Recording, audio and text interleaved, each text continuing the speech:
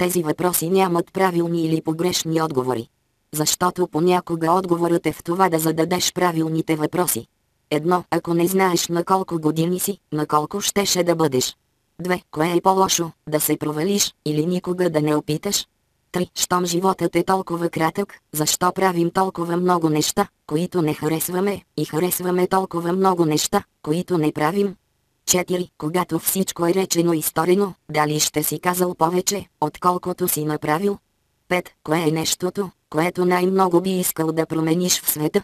6. Ако щастието беше националната валута, каква работа ще те направи богат? 7. Правиш ли това, в което вярваш, или се примиряваш с това, което правиш? 8. Ако средната продължителност на човешкия живот беше 40 години, как по-различно щеше да живееш? 9. До каква степен действително си определял посоката, която е поел живота ти? 10. Кое те тревожи повече, дали правиш нещата правилно или да правиш верните неща? 11. На обяд си с 3 души, на които се възхищаваш и уважаваш. Всички те започват да злословят по адрес на твой приятел, без да знаят, че с него сте много близки. Критиката им е несправедлива и отблъскваща. Как ще реагираш? 12. Ако можеш да дадеш един съвет на новородено бебе, какъв ще е той?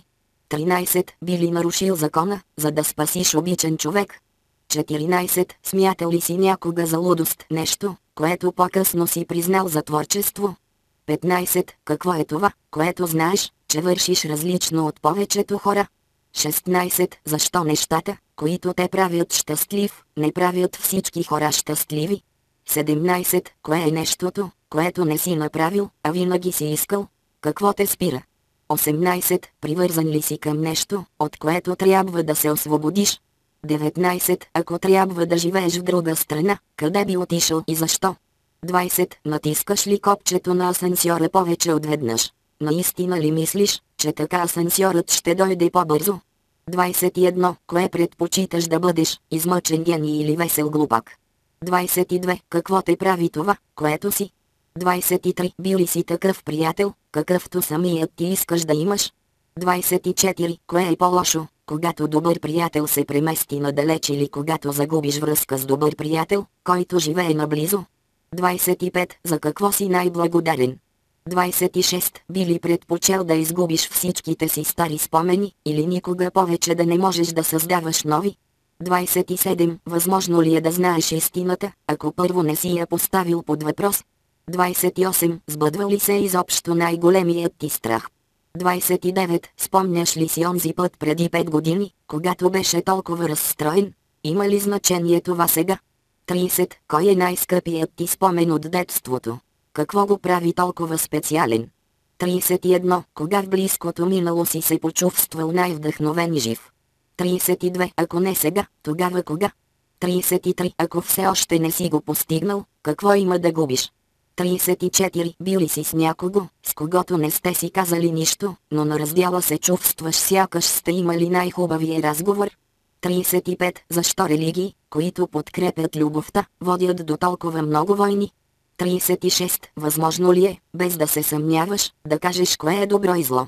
37. Ако сега спечелиш 1 милион, ще напуснеш ли работата си?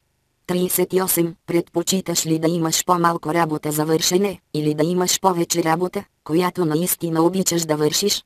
39. Чувстваш ли се така, сякаш живееш един и същи ден за 100 път?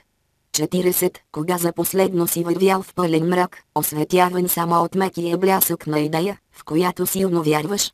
41. Ако знаеш, че всички хора, които познаваш, ще умрат утре, кои ще посетиш днес? 42. Би ли съкратил живота си с 10 години, за да станеш изключително привлекателен или известен? 43. Каква е разликата между това да си жив и това наистина да живееш? 44. Кога е време да спреш да изчисляваш рисковете и ползите, и просто да тръгнеш напред да направиш това, което смяташ за правилно? 45. Щом се учим от грешките си, защо толкова ни е страх да не сгрешим?